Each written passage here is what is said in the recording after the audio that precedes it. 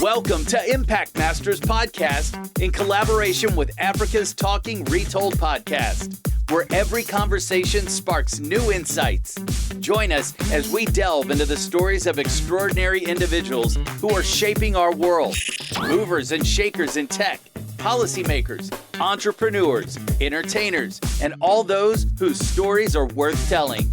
Get ready to be inspired, challenged, and transformed. Welcome, and let's embark on this journey of discovery together. Impact Masters Podcast. You can check us out on all social media platforms. You can also find us across all podcast channels. Simply search for Impact Masters, then subscribe, follow, and share. www.impactmasters.io. Here's your host, Michael Kamathi. You will not do anything in the absence of human capacity. Yes. And that comes even before technology. Mm-hmm. The people are the foundation of any business to work. Yeah. And so when I look around within the people space, it is the person has to put in the work. They need to strive for not only being the best within Nairobi. No. Yeah. I want to be the best in Kenya. Yeah. I want to be the best within the region. Yeah. I want to be able to impact lives across Africa. Yeah. I have to have the courage, the tenacity, the rigor, the grit to be determined that my journey is not going to stop at the corner within my space. No. Yeah. And that means that I have to put in the work. Yeah. I have to read up, I have to research, I have to know my stuff. Yeah. I can't walk into a room and start going, what are we here for? And start fumbling through a process. It has to be very deliberate. We have to equip ourselves. Yes. So that when we get an opportunity, if the door opens just a little bit, I should put both feet in and my head. Yeah.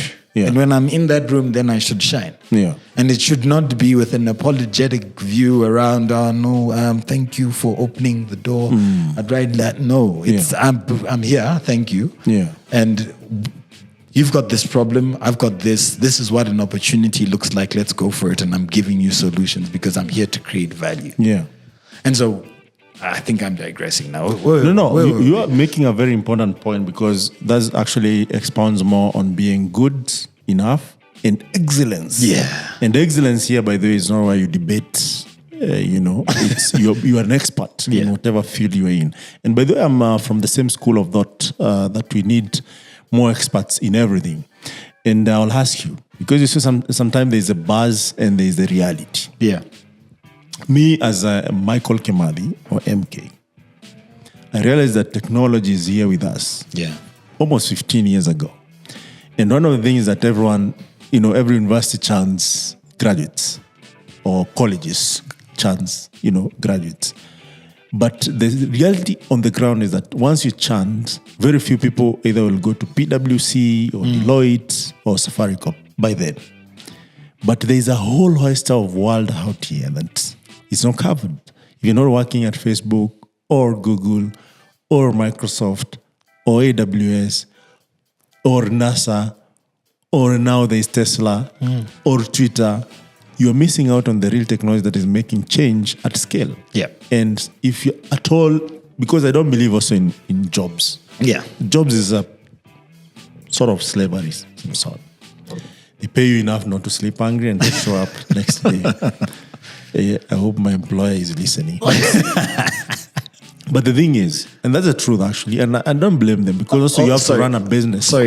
Anybody running businesses, including myself, I've got employees, so no, job is not a way of just, it's a good way of so don't listen to this guy. He's going to lead you to quit your job and then follow a passion and a dream, which is not what I would like. Yes. And in addition to what you have said, because also I'm an entrepreneur and also, I've ever paid guys here and there, I still pay some guys here and there, is that for business to make sense, it's not intentional for you to be paid just enough. Yeah.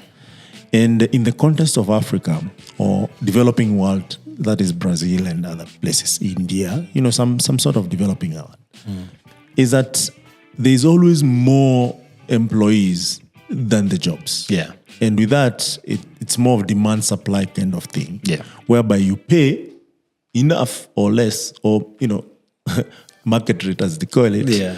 Just to make sure that it makes sense. Yeah. Someone will actually ship some job in this developing market because they'll get cheap labor. Yeah.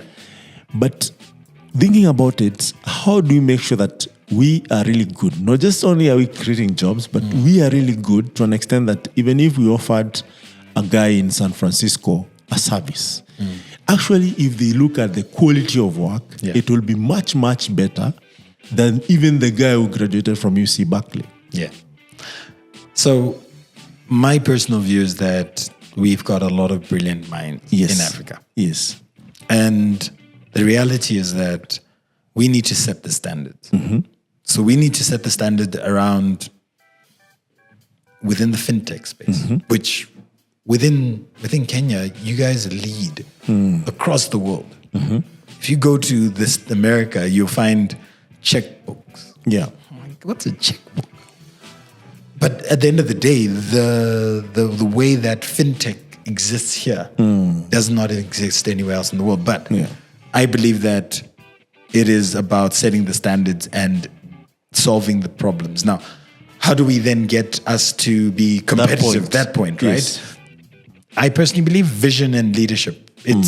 We cannot accept the leaders that we have, and even the individuals should not accept anything short of amazing excellence, right? So what does excellence look like? It looks like it's as far as your imagination actually takes you. So your imagination should go, well, I've got this problem, and this problem looks like X. I've got this cup. Yeah. This cup should always refill. Yeah. And so I don't want to find myself in a position where this is not full. Yes. And now I need to find effective, I call it lazy actually, ways of getting that done. With the least effort. With the least effort. And it requires a lot of creativity. And time. So you do one iteration, the next iteration, the next iteration. And at the end of the day, I believe that countries that are developed, right? Yeah. It is through iteration, through Absolutely. tries, attempts, through experiences that they've had that get them to that point. Yeah. And for us, what we need to do is we need to be having more experiences so that we can then say, now I need to get better at this. And then we push that bar more and more towards that space that we think we can get to. So that's one way of doing that. The other way is you can see what is already there. In some of these countries, you can go to China, you see what's there, you know what this looks like. And then you go, you know what, we now need to put the piping so that we can be challenging in a similar light. We can be doing things to that same degree. And so we don't necessarily need to learn all the lessons to get to the same place, but we can essentially jumpstart ourselves from point A to point Z by learning from others and what they've already done. But there's no quick way to get through a problem. You have to do. And the more of us that participate in actually doing things, then you know, and you start to build the muscle to be able to get things done and then to get things done at the right level. But even as we speak now, there are a lot of countries. And an example is within India. India outsources, it's a human capital space. A lot of people from the West will outsource a lot of the work to Indian companies, and they will just be churning out results. So that means that from a capacity point of view, it exists. They do the same thing with a lot of African countries. I know friends of mine that are working remotely in and for companies in the US. Why? Because we've got the skills, we've got the expertise. That exists, it's all here. But now, because there is no demand and supply, so if locally we do not have a demand for these individuals, they will go elsewhere and get that service and get that remuneration, whether it's remotely or actually relocating. But the reality is we want to keep them here. So we have to create an environment that then pulls them here and creates that demand and increases salaries here. Because at the end of the day, AI and data science as an example. Yeah. Analytics. Yeah. Storage of data. Storage of data happens typically on clouds, right? Yeah. The big players, we give them the data. Yeah. Then they run machine learning algorithms on that, and then generative AI gets essentially fed with all this other information. And at the end of the day, we have given them the tools that they need in order to be able to sell us products and services. And the reality is that if we were to then say, within an African context, we want to centralize data from Africa, within and held within Africa. And then we then are starting to build our own technologies that then support us within the right context. Then that gives us that opportunity to actually be participants of our and holders of our own journey. And though it might be relatively simplistic and to a degree a little bit naive, the vision needs to exist. And then we then start working on the processes to get us to that space. And I think that space has to be driven by us. True. And we've got the resources. Yeah. And then we'll create the demand. By creating the demand, we will be participants and not spectators in the space that we're part of. So you as a Dzikamai, what are some of the strategies you're taking to implement some of these practically? Step by step to ensure that we are getting there sooner than later. So, given now Gen Zs are not patient with anyone. Yeah, so and the thing about Gen Zs is that you really have to talk to them gently. Yeah. So what we've done, so the company that we set up, CEO, founder, and then there's me. Okay. Is called Data Sentinels. And Data Sentinels is focused around analytics, AI, and machine and data science. Now, what we've done is we went forward and we sent out applications via Instagram, Facebook, and we interviewed over 250 people. Okay. All of Africa? All of Africa. Yeah. And we looked for people with the right level of mindset, the right creativity, the right grit, essentially. Yeah. And so we want, and we are building something that is application built in Africa. Yeah. Payment gateways within Africa. Yeah. APIs, everything. We want our context to be built by the people that we are looking to provide value to. Mm-hmm. And as a foundation to that means that when somebody in Nigeria, so we got people in Nigeria, Ghana, different countries. Yeah. Somebody from Nigeria, when they come and they talk about their problem, the solution is what we're working on because we are part of them and we are locally based. So you've got Nigerians in Nigeria, Kenyans in Kenya, Ghanaians in Ghana. And for me, for us on a practical basis, it is important to be on the ground. It is important to hire locally. And then it is important to listen to those people and how you can add value in those spaces. Yeah. Because what is a business useful for if you're not going to add value? And the value that you add is solving problems for people. Yes. And so me, number one, get people who've got grit, and it's going to take time. Yeah. You're going to go through you're going to kiss a lot of pig frogs.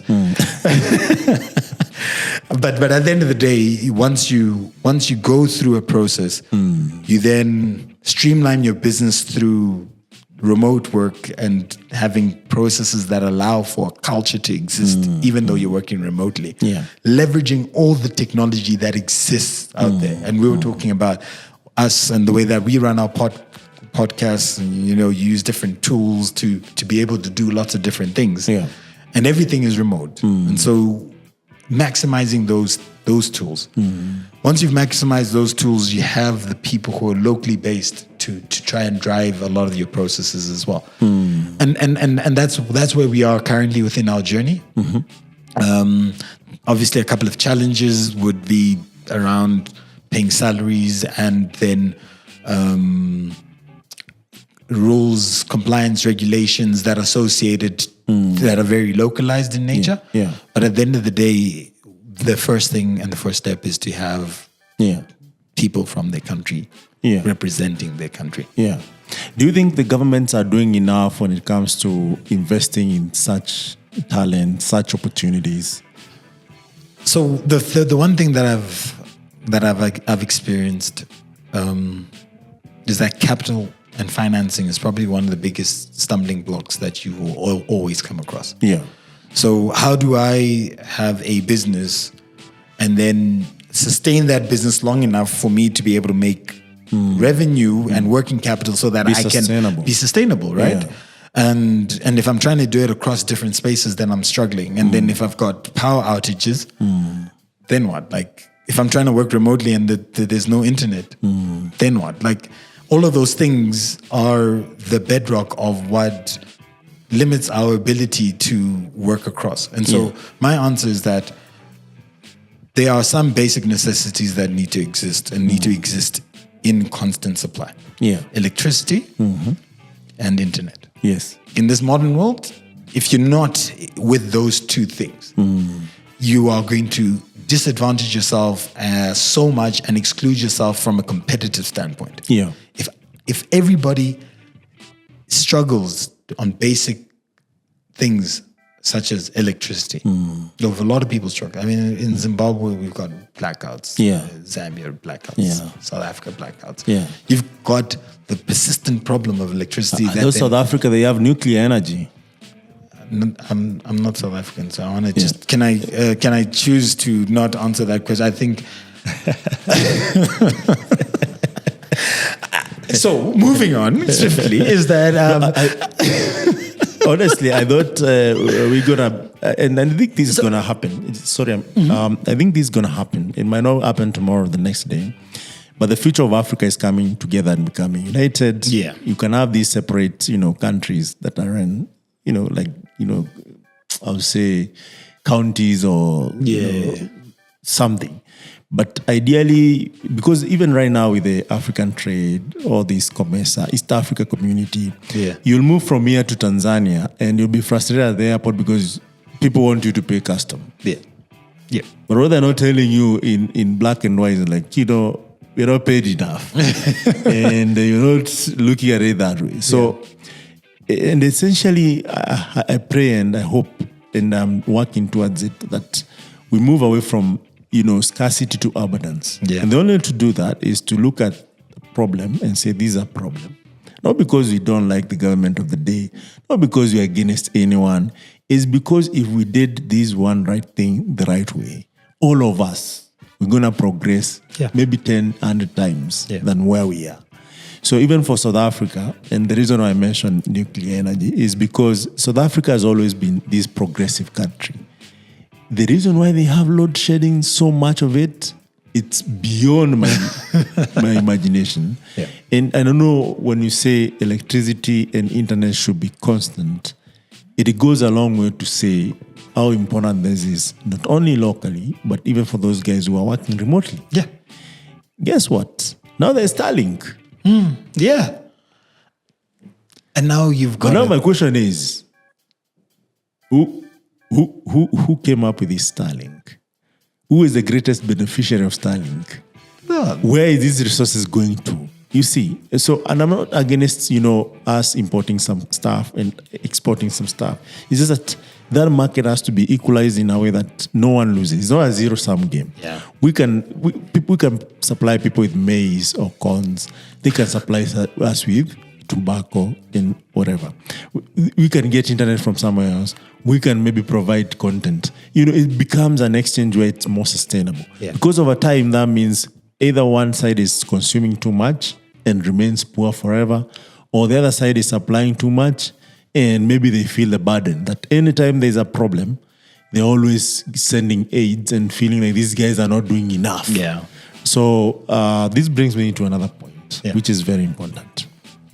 Do you think now Africa is moving towards where people should focus in more investing rather than giving donor-funded and all this, money that either 70% is used for administration, and if 20% is used for the real job, good enough. But we have seen the disparity in terms of these and the progress. And these, I'm not talking just about the countries I've been. I'm talking from the Africa perspective.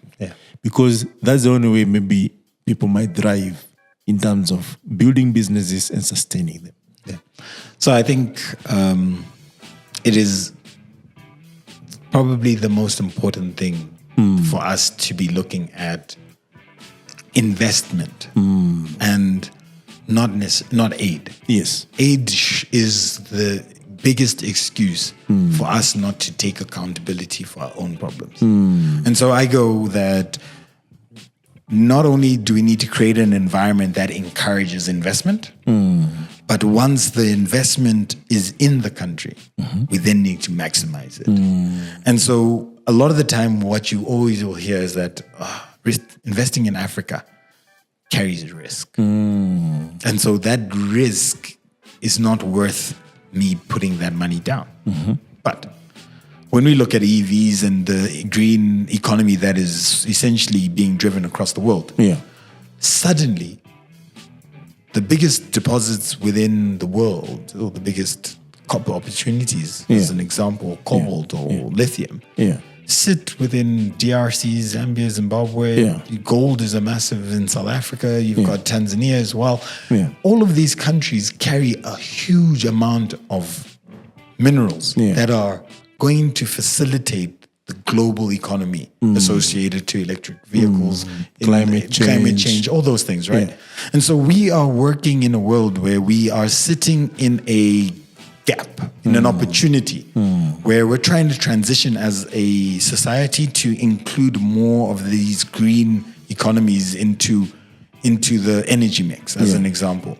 And so with that transition, it gives us the opportunity to slot ourselves in and to be actually a real player. It gives us the negotiation power of, you know what, we will, for copper as an example, we will produce copper, we'll make a smelter within country X, and we will then have an output that then we sell. Value added.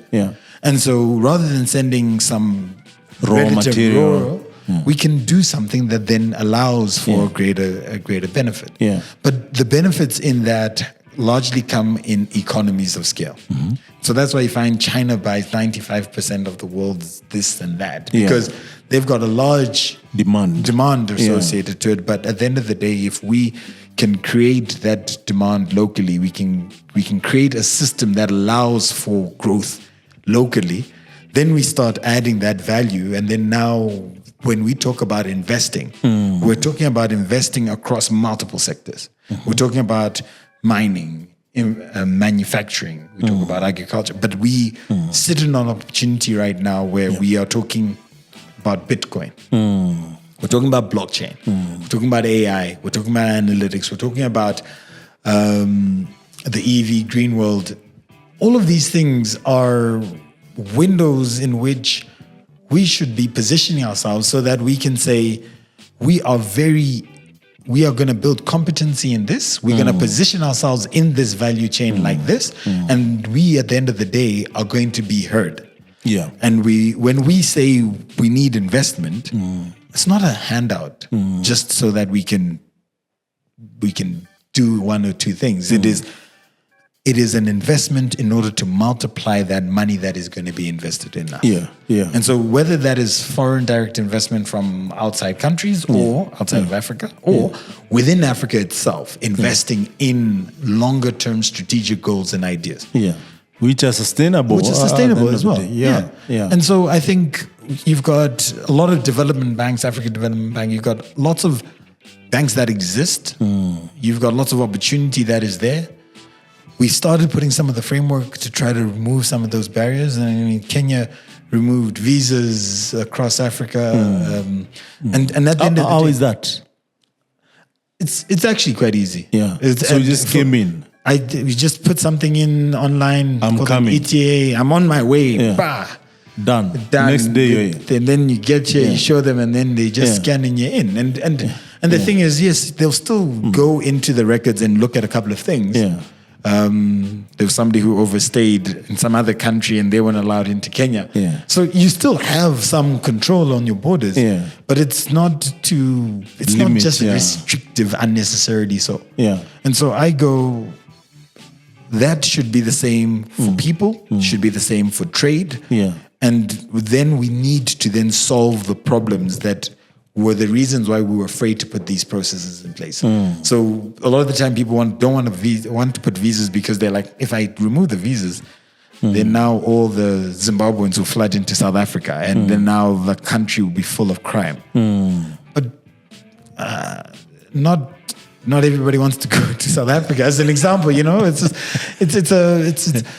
at the end of the day, it's some of these things are not necessarily, they're more emotion driven rather than practically. Yeah. And the value that you gain out of making the change is actually way more than what you're actually afraid of. Absolutely. And by the way, this is where I give the shout out to the current president, William Ruto. When he announced this thing, Dr. William Ruto, when he announced this thing, he has been telling us a lot of things, and you're like, okay, this guy is lying. He says this, tomorrow he says that, there is no consistency. But at least for that one now, I wanted to get first-hand feedback. No. And now that you gave it, I think it's good to give credit where it's due. Yeah. Because also I have some people who are saying, okay, as much as things are looking tough, this guy looks like he knows what he's doing. Give him some time, but also don't strain us. Like today, there was a reject finance bill, motion. People are not comfortable with the laws because, bread was in, on that finance bill. There was also taxing the existing vehicles every year. So there's so much into it.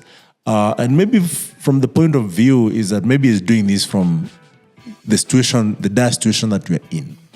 But we're saying here as young people and people with the good interests of Africa, and this is beyond even Kenya, that African leaders, you have a huge responsibility of moving from the point of where you take loans to build roads.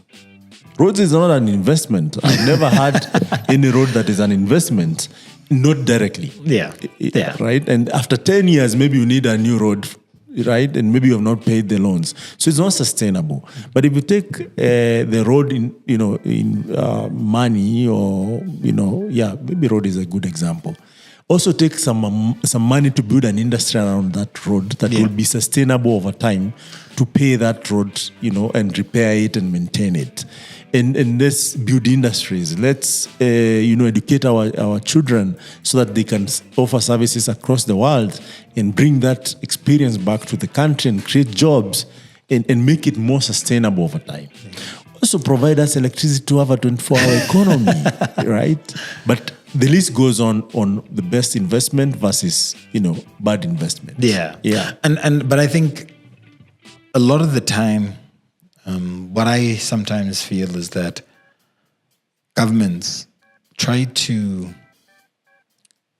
involve themselves in too many different large-scale projects, in that at times you want the government to just create the environment. Yeah. Just create the environment that me as an entrepreneur, I am a young entrepreneur. I am just out of school. I've got all this energy, these ideas.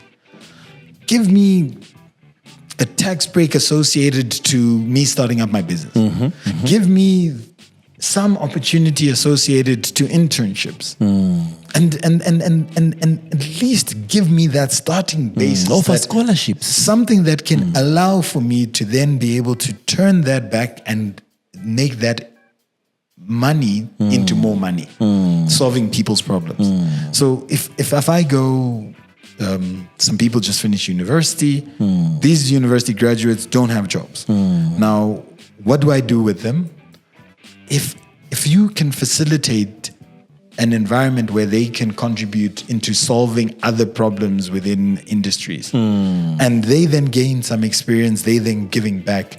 By the time you finish a process, you will have not only a more skilled workforce, but you will have some output. And just looking for creative ways to leverage individuals so that you can build the industries, you can build the small to medium-sized enterprise, you can build the working class essentially, like out of entrepreneurs, so that you can actually be gaining more just by the capital that already exists. Right? Yeah. I agree, but you did not tell me how you got into Zambia.